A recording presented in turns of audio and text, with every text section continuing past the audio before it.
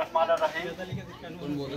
আজকের এই বিগত দিনে যত যাই হয়েছে, আজকে আমরা এই পরবর্তী যে স্বাধীনতা পাইলাম সেটা হলো আজকে এই ছাত্র আন্দোলনে তার রক্তের বিনিময়।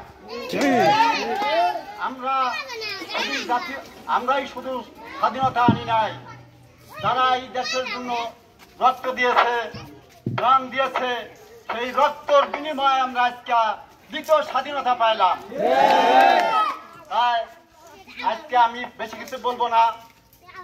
যারাই যা করছেন, যাই করছেন এতদিন হুঁশিয়ার হয়ে যান। আমরা বেশি কিছু বলতে চাই না, কিন্তু আজ সামনে কিন্তু ছাড় পাবেন না, আর কিন্তু ছাড় পাবেন না। এতদিন আজকে 17 বছর চামড়া গায়ে রক্তে জড়াইয়ে নিয়ে গেছি, কিন্তু আর পাবেন না, আর দিব না। কিন্তু যদি ভালো হয়ে যান তাহলে আগামী দিনে বাঁচতে পারবেন, ঠিক থাকতে পারবেন। আমি এই দেশের ছেলে, আমি এই দেশের মাটিতে জন্মেছি।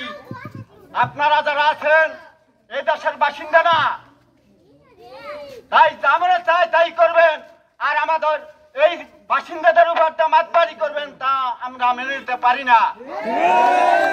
আজকে আমি একটাই ধারণা করছি, যেদিন আমাকে রাত্রে 11:30টায় ধরে নিছে, আমি একটাই মাইনে নিছি যে যদি খালেদা জিয়ার মতো মানুষ 10 বছর জেল খাটতে পারে, তাই আমি কেন 10 দিন পারবো না। এই ব্যর্থতা মনে করি আমি আজকে জেলে আমি আগামী দিনেও যেদিন জেলে গেছি সেদিন আমার চোখ দেখানি আসছে, কিন্তু এইবার আমার চোখ দেখানি আসে নাই। তাই আপনারা ধৈর্য ধরুন। দেশের যে পরিস্থিতি আছে আল্লাহর রহমতে ভালো আছে।